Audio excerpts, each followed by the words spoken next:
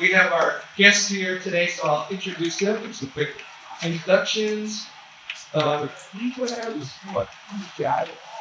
first panelist, is Ian Kennedy. He's the president and executive producer of mDots Design, a visual creative services company, and a proud Murrow graduate. If you ever watched Murrow, a major award show over the past 20 years, you've seen his work. He's produced motion graphics and video content for the Emmy Awards, Grammy Awards, Academy Oscar Awards, Tony Awards. mDots is the go-to company for the Recording Academy, producing visual content for the Grammy tributes to Prince, the Beatles, Stevie Wonder, Elton John, Bee Gees, Paul Simon, Motown, and more. They've also produced screen content for major touring acts such as Jennifer Lopez, Pitbull, Keith Urban.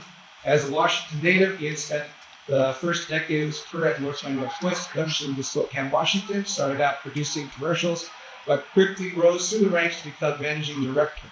In 2006, he moved to Los Angeles, where he began his current trajectory in mDots and continues to work with feature films with Cine Telefilms. Here's a quick back to the left.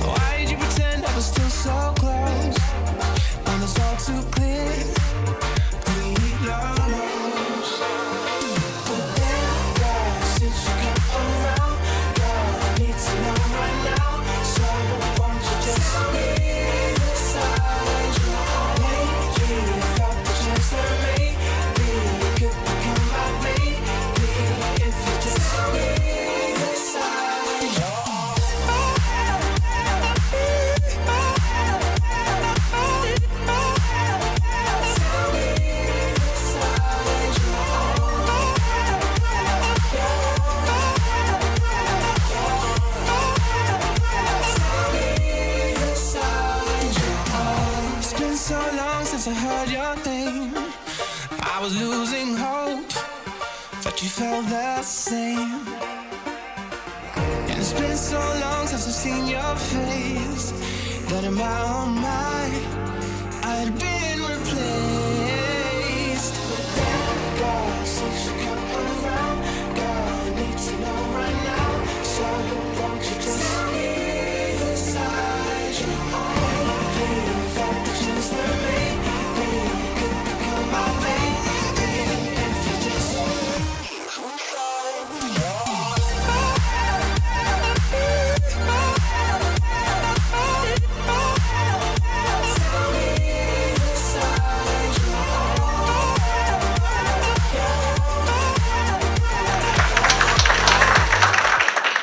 Sorry, I had to sit out of order. It's my fault. I can't.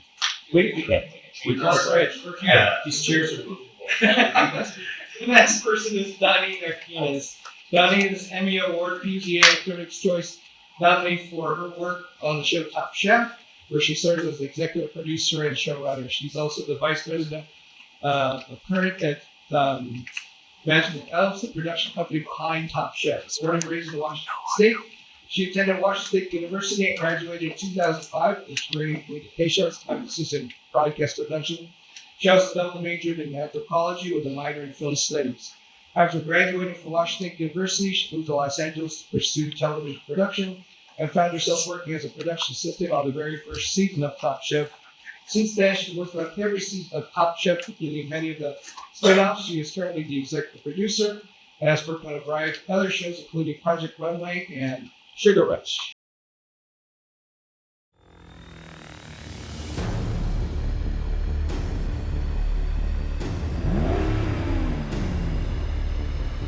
Top Chef is back.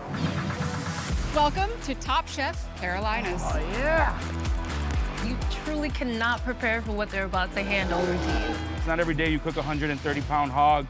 That's a Carolina Reaper. Oh. Hoe cakes, collard greens. Liver mush. Bring it on. I'm not treating this like it's Burning Man. I'm not here to find myself. I'm just here to go up against the best of them. We won Food and Wine Best New Restaurant. I come from a lineage of Michelin kitchens. Arpege, when I worked there, was 7th best restaurant in the world. Why are you coming at me so hard, Chef? You know, I'm aggressive. It's time for you all to pack your bags because we're heading to Greenville, South Carolina. Beautiful. This is gorgeous. A great philosopher once said, you only YOLO once. How's it going? Please welcome Emerald Agassi. Oh my God. Liza Koshy. That's a showy by Fortune Feimster. Oh my God. Can I call your mama?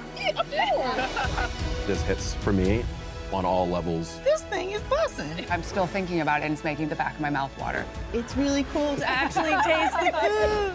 This is like Michelin-style cooking. We got the good twin on this side.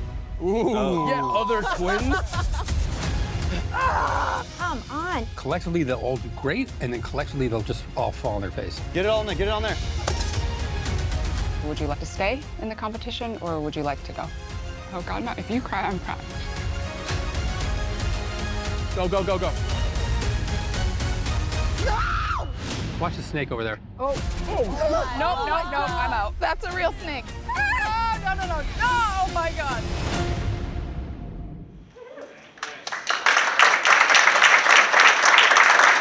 Our next guest is Scott Hallock. Cable 8, and specifically its flagship program, Live at 8, played a major role in Scott's education and success at WSU and the Murrow College of Communication through the production of 130 episodes. You hear that, Cable-8ers? 130. Let's go, The half-hour It's a sketch. competition. And I wonder when he went to class. Class.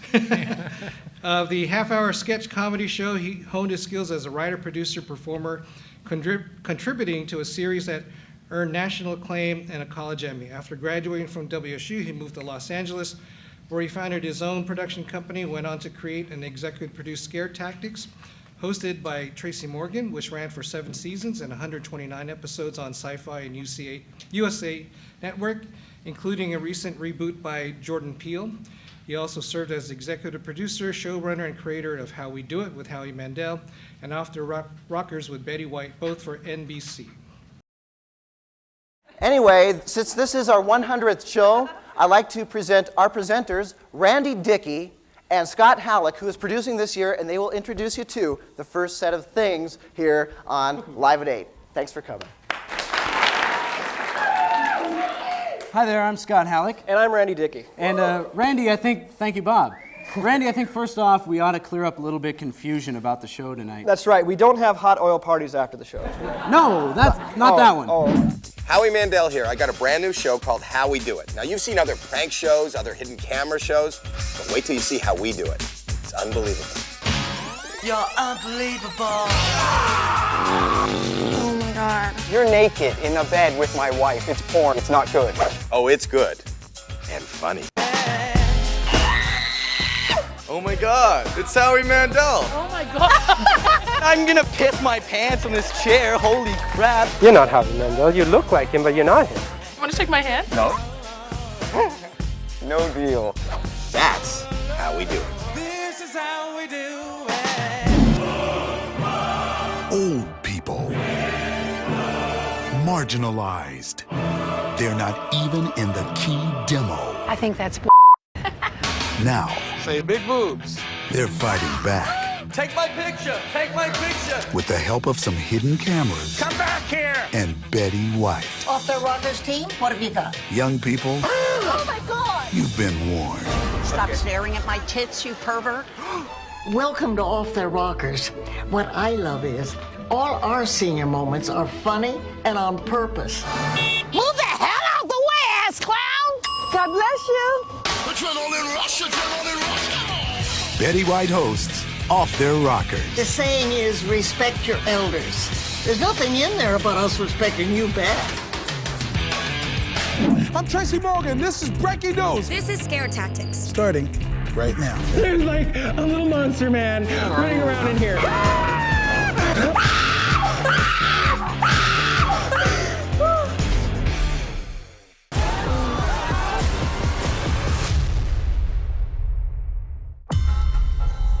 Ever wonder what you'd do if you found yourself in a horror movie?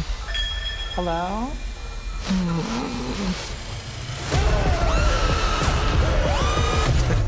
Well, these people will find out. Because they're on USA Scare Tactics. Sometimes at night, I see stuff in here. What do you mean? So, what is a scare tactic? It's a prank designed to scare the shit out of people. And then we all laugh. You want Scare Tactics? I don't know if I've ever been that scared in my life. From Jordan Peele and Monkey Paw Productions, a prank show. We have someone here with us. So scary.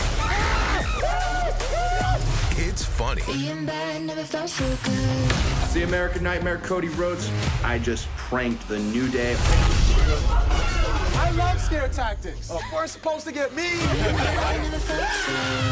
Get ready. Hell no. To scream. Oh my God! Oh my God! Oh my God! For the camera. You're on Scare Tactics! Oh, the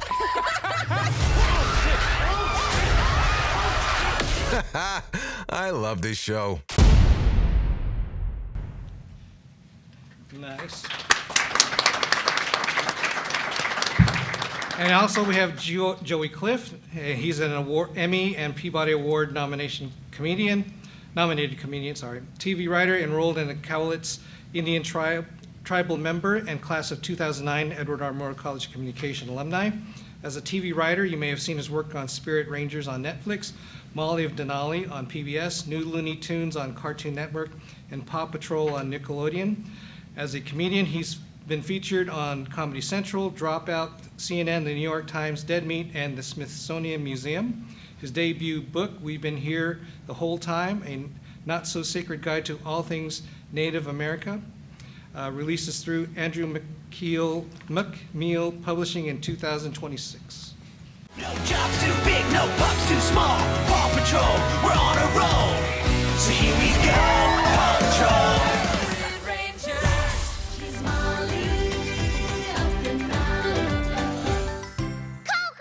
Let's go, rubber crew! Everyone, meet Fire Captain Satoe! I knew you pups would be by a tree. Because dogs love bark! Ayy! I like this guy already. Coming to you live from far, far away, it's Swamp Talk with Shrek and Donkey. Part 7. Soar like an eagle, screech like a hawk, and run like a penguin.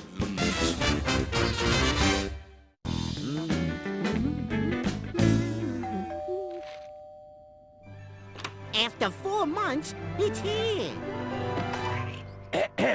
It is customary for you to... Thank you. Welcome to the Dead Meat Podcast, your horror safe haven. We have a guest here. We have a guest, Joe, our friend Joey. Joey, I'll start with you here to my left. Who are you playing tonight? Hello, young warriors. I'm comedian, TV writer, Cowlitz Indian tribal member, and spicy as a bag of hot chips, Joey Clift. I am ready to be on this show. Yes! Hey, sports fan, does your team have a Native American mascot? And is that mascot changing because people say it's racist? Yes, and it makes me so sad. Well, you're not alone. Native sports mascots are changing everywhere, and lots of fans feel the same way. So we've got some tips to turn those microaggressions into microaggress fun. Fun sport. And start writing the paper that's due at 8 o'clock the next morning, and I've never done that. Yeah. I just got a really quick question. I'm trying to find Brian Hall. Brian Hall? Yeah. I've never heard of Brian Hall before. Really? Yeah. Do you know what department it is, or? It's I believe it's the philosophy department. Philosophy department. Yeah. Brian. This is a Washington State University map. Really? Yeah. Oh, snap. Sorry about that, man. Yeah, I was like, oh, thanks. This Whoa. doesn't even look like our campus. Wow, I'm really lost. Yeah. Ah. All right.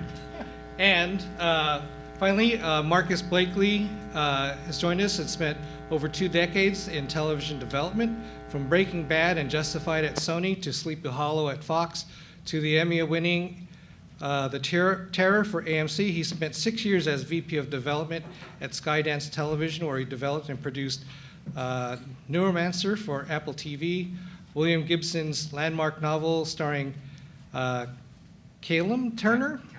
Callum, sorry. Sorry, Callum. Arriving in 2027, please welcome Paul Rudd's doppelganger, Marcus Blakely.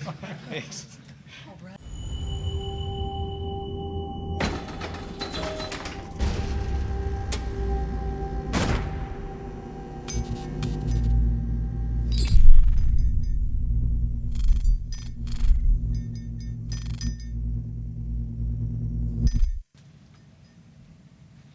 Thank you. That's it. Yeah. That's Sweet. exactly It's just a taste, not a full bite.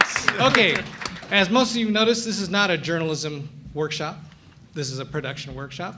And so most of you may be interested in the other side of what television does for when you want to turn off all of that noise that is happening right now, although some noise that needs to be reported properly. Anyway, but here on the entertainment side are some Murrow alums who really have made their way through Los Angeles, and they have their stories to tell. And our first thing for our panel is, you know, the other workshops talk about their kind of trek towards being a journalist. What have you determined your path to Los Angeles was? So we'll start, Ian.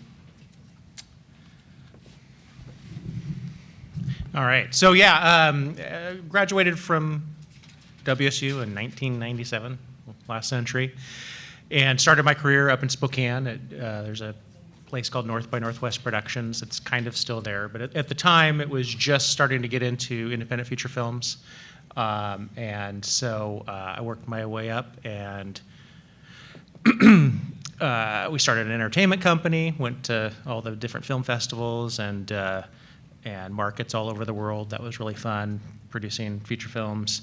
And at a certain point, kind of wanted to make a change. So about 10 years in, moved to Los Angeles, and have been down there for about 20 years now.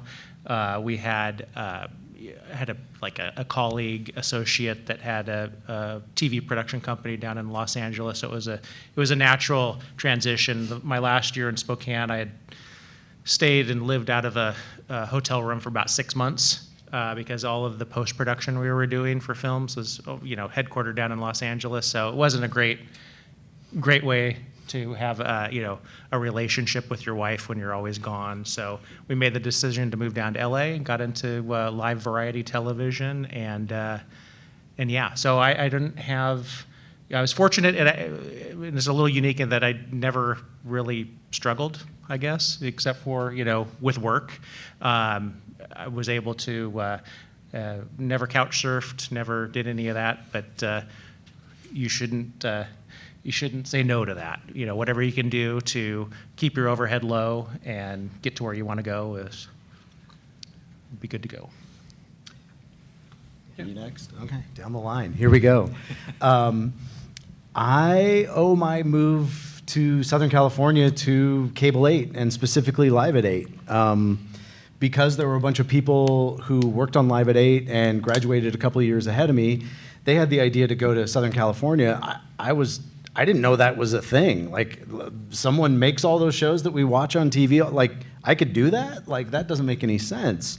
But luckily, a couple of people graduated ahead of me and went down to Southern California, made that transition, and kicked ass, by the way. Because my first job out of college, when I finally moved down to Southern California, I went and interviewed at a show called Rogan's Heroes, which was Fred Rogan's nationally syndicated kind of comedy clip variety show.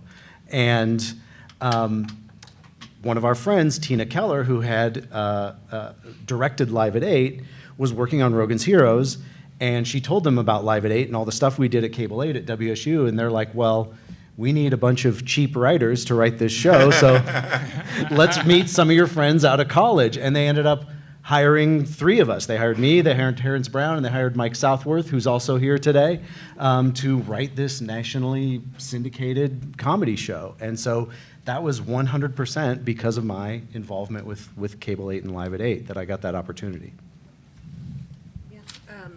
Similarly, I remember Marvin asking me in my senior year, what do you want to do? I was like, I don't know. I know I don't want to do the news. And I want to maybe move to like LA or New York. Those seemed like good cities for me. And he was very much like, well, there's so many people in LA, you gotta work the network kind of thing. And so that's where I ended up. It was suggested by Marvin, so yeah. Hey everybody, before I get started, I live in Los Angeles. I don't often get the time to do this, so if you'll please humor me, when I say go, you say, yay, thank you. You can do it louder than that, go! Yeah, there we go, oh, thank God. I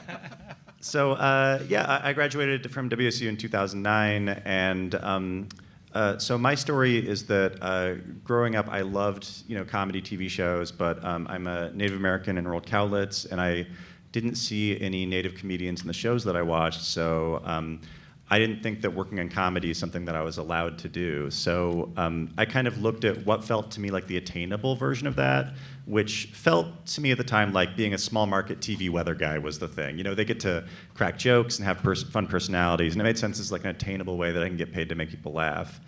My grandfather was a WSU alumni, and I remember hearing that they had an amazing college TV station, Cable 8. So I moved here after going to community college. And I was the type of student where, like, literally, I found out where the Cable 8 offices were before I found out where my dorms were. Like, all of my stuff was in my car, and I was like, where is the Cable 8 offices? And I basically just, like, dove into Cable 8, and I think I hosted or did bits or something, or wrote things on, like, 12 different Cable 8 series. A show that I made called Cop Drama ended up winning a CBI award for Best Comedy. That the statue is still in the trophy booth at Gertsen Hall. And all of this was, to me, what felt like really great practice for me doing my eventual career of reporting the weather in a small town. Post Falls, Idaho, real place that was considering to hire me for that. And I remember I was talking to a couple of my mentors, Marvin was one of them, Glenn Johnson, Richard Tafflinger, about kind of what I was thinking about doing with my career.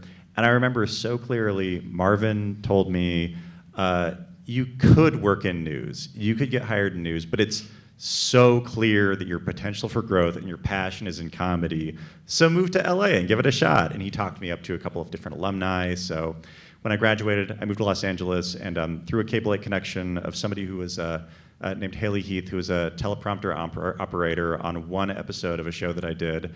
She, I told her I was looking for work. She heard that Scott was looking for a new assistant. And within a couple weeks after driving to LA in a 1986 Honda Accord that was burning oil while I was driving it, Scott gave me an interview and so kindly gave me a job being his personal assistant for about 10 months on a season of Scare Tactics and a couple of other shows. And that was kind of what gave me the push to really dive in and do this stuff with both feet. I, too, am a Scott Hallock disciple, so thank you. I graduated in 1998. Cable 8, that was it. It was the one thing that I transferred into the school, and I knew immediately that there were the tools there for me to just play. And I was really driven by scripted television. And I did my best to work my way up through Cable 8, worked on all those different shows, and then in my final semester of senior year, I embarked with my gang, and we created a scripted half-hour drama called Circles, and we did the second season of that. And I learned so much putting on a half-hour show every 2 weeks, and skipped a lot of my classes. But it was the formation, that was the foundation for me to that's what's imprinted on me and what I try to replicate now as I move forward in my career. And I've worked on a number of different shows since then.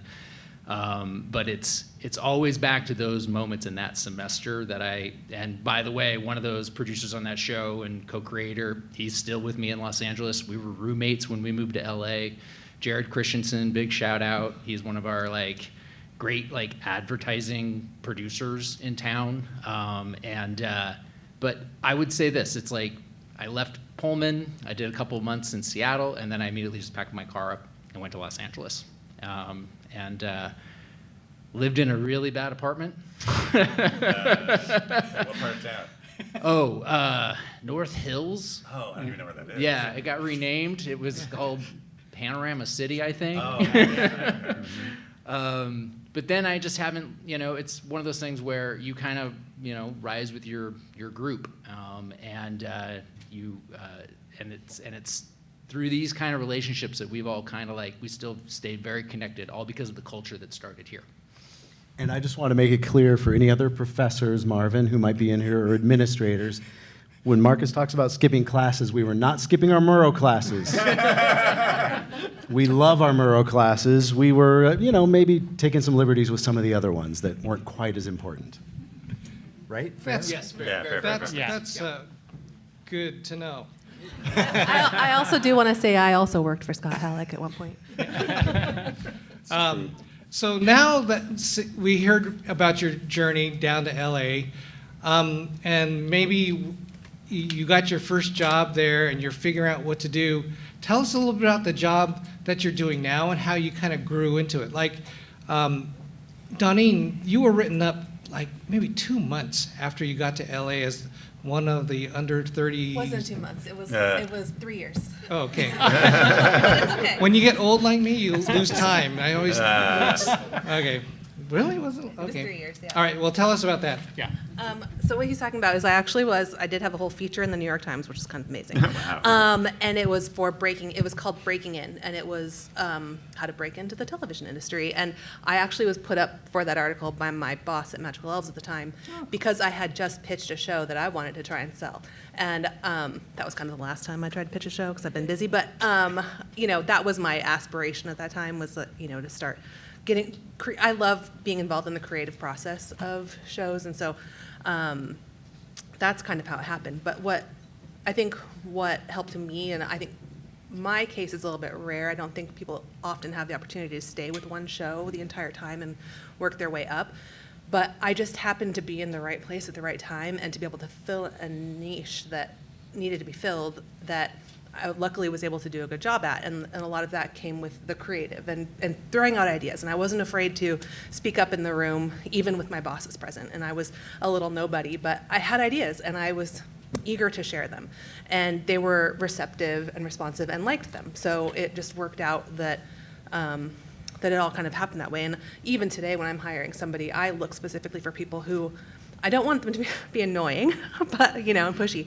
But I want them to have opinions, and we have brainstorming sessions all the time where we're like, "What if we do this? And what if we do that?" And I always say to them, wherever we land with a challenge or something, it's never usually start to finish somebody's idea all on their own. It's the collaboration of all of us making it better, and so that whole process is what kind of helped me, I think, kind of stay in that world. Yeah, and now Ian, you have a great story starting at North by Northwest when you first left here at. Oh yeah, WSU. no, so yeah, and Marvin's responsible for that too. Unofficially. Unofficially, yeah. So when I was graduating, I had a few different opportunities, and the least likely one that I was going to choose was going to work for North by Northwest in Spokane, because it was. You get to do all this great stuff in school here and Cable 8, and you've made your own TV shows and this and that, and then to kind of take a couple steps back and take an entry-level position is sometimes you feel like maybe you shouldn't need to do that, but the position was open, and it was going to be the PA gopher runner. Go shopping at Costco for the lunches for everybody during the day, and then at night be the janitor. So, I'm cleaning toilets, vacuuming, and then try to learn what you can around that. And I was talking to Marvin, and I said, I don't know if this is for me. And he strongly suggested that I take that job, and I did, and it was the best decision ever because it opened so many opportunities, was able to get experience in all the different departments in production, camera, sound, editing, graphics, and like I said, I think I've touched on in my first go around here was the company was just starting to get into independent feature film production. Kind of the 10 million and under films that just don't exist these days. How everything's changed, but at the time it was just spectacular. It was a brave new world, and for to be just out of college and being exposed to that and being able to work with that and travel around the world, it was a great experience. All because I wasn't too good to clean toilets and vacuum carpets at the end of the day. Anything for show business. Exactly. Yeah. And Joey, you, when your first job with Scott there, continued your passion there. Can you tell us a little bit about that? Yeah, for sure. Thanks again for Scott for giving me a first job. I appreciate it. Funny story about that. Literally, my job interview with him. It was a good job interview. We talked about Cable 8 and all that stuff. And then it happened to be around lunchtime on a Friday, and they got like this really great shawarma plate or something like that. And Scott, I think, saw at the time I weighed like 115 pounds, like not for just because I was like skinny when I was in college. And Scott, like very politely, I think was like, "Oh, do you want to eat lunch with us?" And then I didn't realize that he was doing it just entirely to be polite. And I said like, "Sure." So he like literally like took half of his shawarma plate and like gave it to me.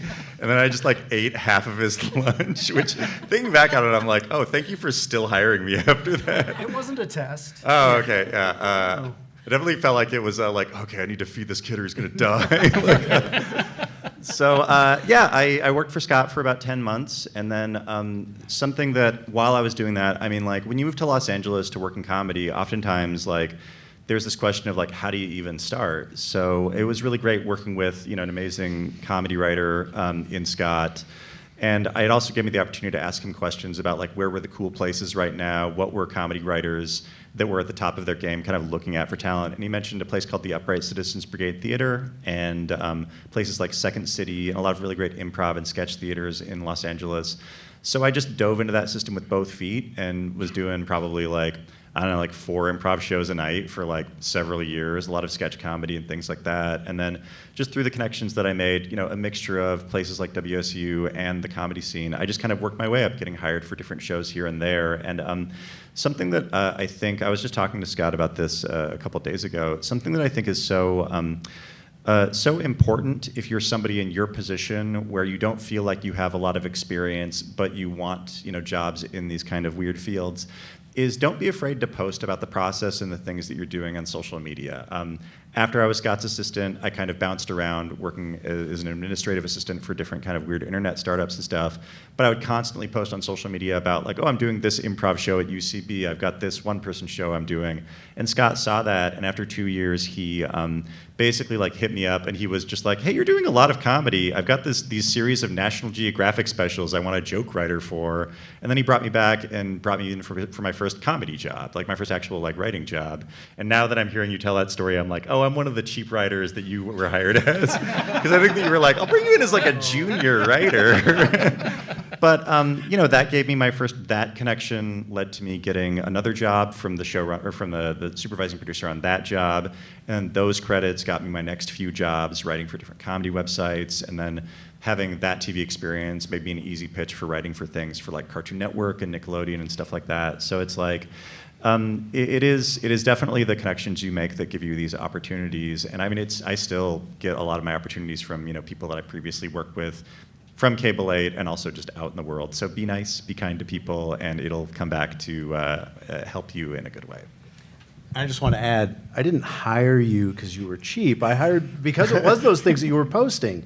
I saw that Joey was constantly writing. And even when he was working as our assistant, he was still doing comedy. He was out there. He was going to improv shows and taking improv classes. And I saw in him the drive that I saw in a lot of Cable 8ers, which is like, we're just doing this because we love television and we want to be doing this, right? And so that's what I saw and I recognized in Joey. And so when we had that opportunity, where we needed a writer, I was like, Joey, you've been doing this. You can do this. Come on board and you know, take this writing job. And he kicked ass because he's been doing it and consistently. Well, I think just a small tag on that. I think that when we say like what you get out of Cable 8 and like what being a Cable 8 alumni really means is like it means you have an insane work ethic because you're doing all of these college TV shows, you're shooting at 2 a.m. in Studio A or whatever.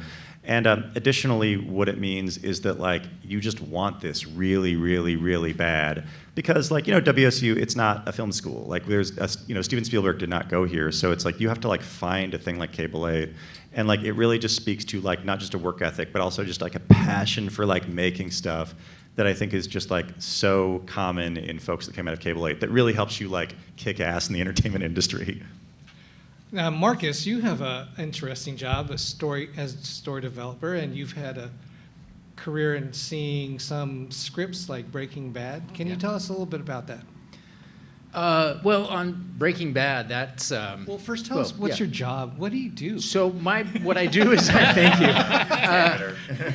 I work with writers. I work with storytellers. I work with artists. And I help, you know, guide them as they kind of craft words on a page. And I've been doing it a long time, and I've been selling TV shows to streamers and networks for 20 years. And so you kind of have a sense of institutional knowledge of like who the buyers are, what their personalities are, what their wants and needs are in terms of kind of like we want a medical drama or we want a soap. And so as I've gone through my career, I've read probably over 10,000 scripts, you know, and you really get a sense of like taste and tone, and you understand what certain writers can do on the page and then execute on the screen. And that's, you know, a lot of what, you know, sitting in those chairs, there's, you know, your responsibility is to help find those artists and give them the best path forward to make great television.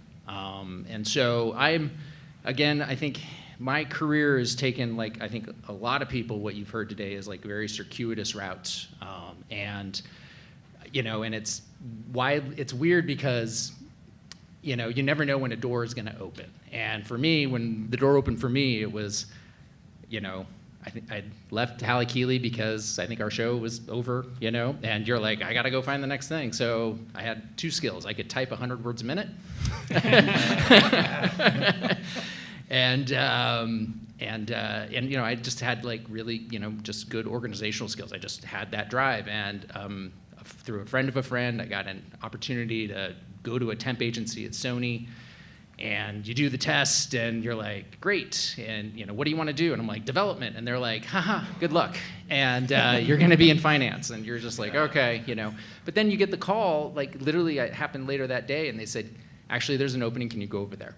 And I just, again, yes, and I lived right around the corner from there, and then I met the three people that changed my life, and they said, when can you start? And I said, now. And they were like, great. So the following day, one of my best friends now and my mentor, he threw this script on my desk and he said, read this and tell me what you think. And it was Breaking Bad by Vince Gilligan, and we hadn't... It's all right. Yeah. It's okay. You know, I don't know. I have thoughts. And I just was like, this is phenomenal. Like, and I'm like, this is so irresponsible what this show is about, and amazing at the same time. And I was like, are we really going to make this? He's like, yeah, we're going to make that. And that was kind of like the, you know, because before then, you know, I was like a screenwriter myself, or, you know, done my best to do that. And then when you read something like that, and you can find it online, I highly recommend if you want to read like just a great pilot of television, I would highly recommend reading that.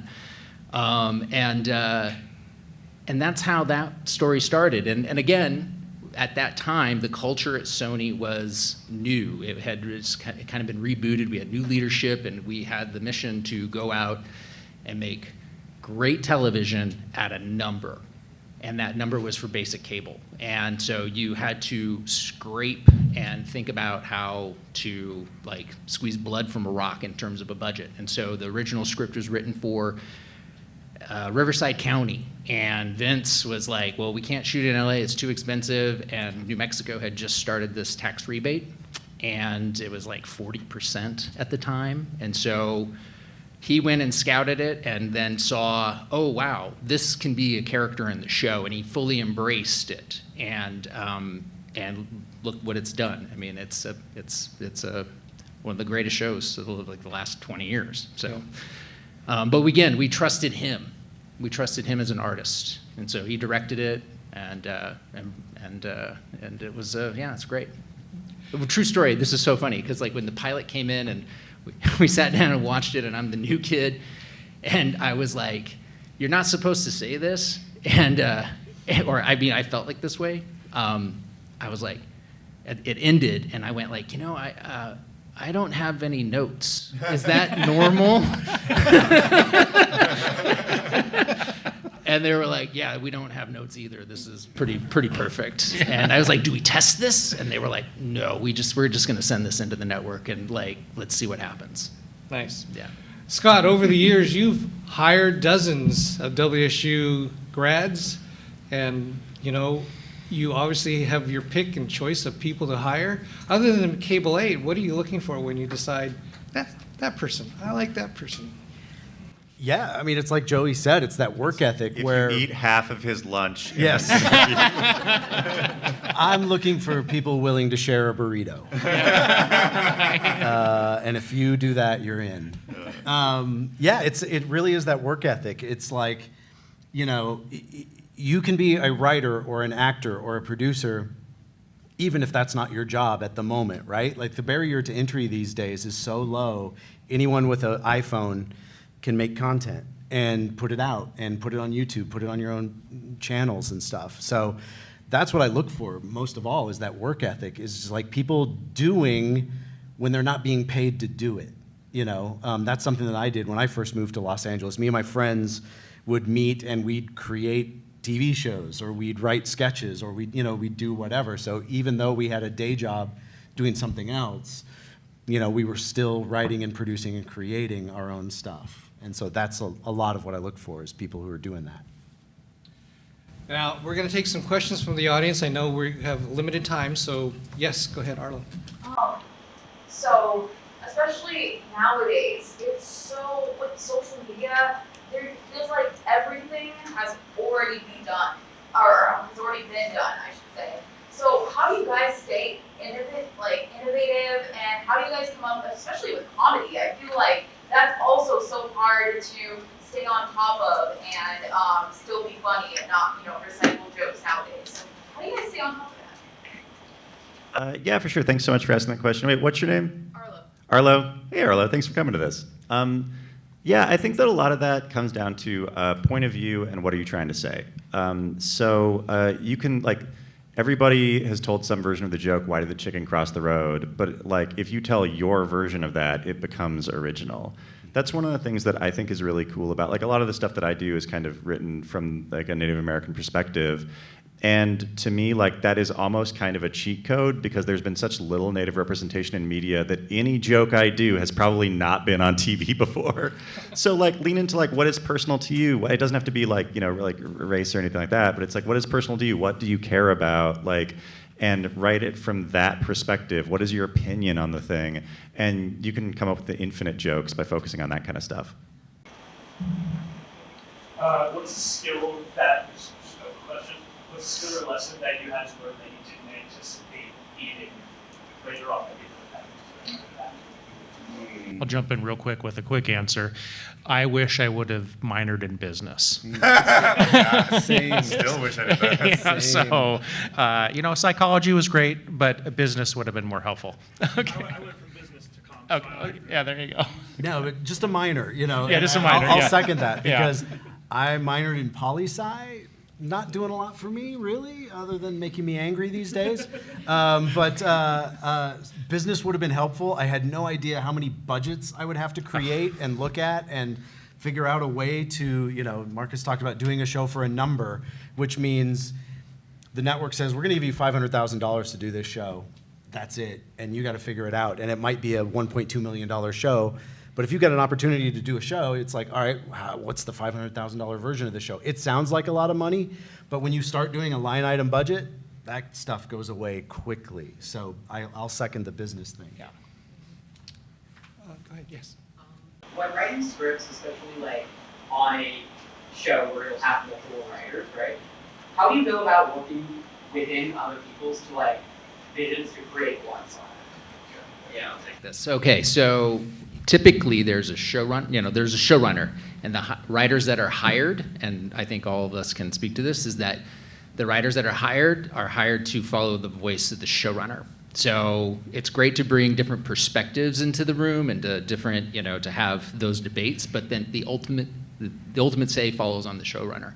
And that also goes to the tone and to what the show is ultimately about. That's really it. So a lot of the time when you are staffing a room and you're looking for a writer, you're looking for people who, one, can bring a different perspective, but then two, can also replicate the voice of what that show is. And yeah, that's what it comes down to.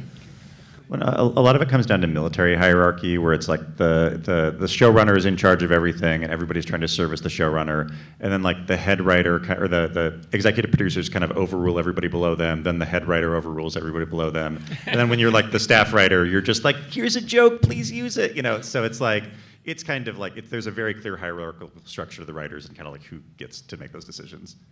And ultimately, hopefully, there's a bit of a meritocracy where I think a lot of us believe best idea wins, right? For sure. And it doesn't matter where it comes from. So, and when you're in a writer's room, especially if you're a new person, just that you're there and contributing and helping and pitching ideas, some people might want to sit back and, I don't want to bother them with my thoughts or whatever. But even if you're not getting any ideas through, you might say something that triggers someone else to say something, and so your input's still valuable. What was the biggest thing that motivated you guys when you were trying to pursue your goals and like things were just getting like harder and harder, like in your early years of your career? Money.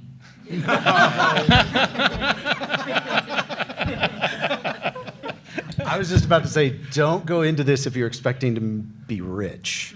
I mean, go into it because you don't feel like you can do anything else. Right? Like, I think, right? Yeah. A lot of us feel like, it's like, I don't know what I'd be doing if I wasn't doing this. No. I don't know if I have any marketable skills for another job. So. We can work 18 hours a day and still enjoy what we're doing. Yeah. Like that's the thing. And if you're doing it for the right reasons, the money will eventually come. Yes. Yeah. 100%. Yeah, for sure. I mean, my backup plan's to like valet cars at my Tribes Casino, so it's like, yeah, it is the sort of thing where like this has been said ad nauseum over and over again, but it's like if you could picture yourself doing anything else for money, working in sales, being like a banker, like I don't know, do that because this job is like hard, thankless, and stressful when it comes to that thing, but like we keep doing it because like we love it, and like it's just if you are so passionate that this is your dream, you'll figure it out. But also, all that's to say, if you do this for 5 years and that part is too stressful for you, it's okay to do something else. Like you don't have to be chained to the decisions that you make when you're 22 for the rest of your life. You could try it, and then if that part sucks, completely understandable. I have friends who are in their 40s who decided to like go do something else and be psychiatrists or whatever in their 40s. So it's like you can always pivot. I feel like you all started your story basically saying like you packed up your car and just moved it. And what would your advice be to people who want to like escape their hometown and just go to the city where they don't know where it's going? Pack up your car. Yeah, I mean, that's it. Take the leap, See if Marvin knows anybody in that Yeah, city. see if Marvin knows anyone. No, 100%. And it's one thing we were talking about that hasn't really come up is it's not only people like alumni and stuff, but it's also lateral connections. Was it you that brought this up, Joey? Yeah. It's like your classmates, like you people you went to school with might end up somewhere, and they might be looking for other people, and they might, so your friends might learn of jobs that you can get. So it's those lateral connections as well as those connections to alumni and stuff like that. But if you really want to do something, if you want to find out what it's like to live in Los Angeles or Seattle or Las Vegas or Denver or whatever, try it out for a little bit. Go, take a leap, and do another job while you're trying to get the job that you want to be your job. It's okay to do that.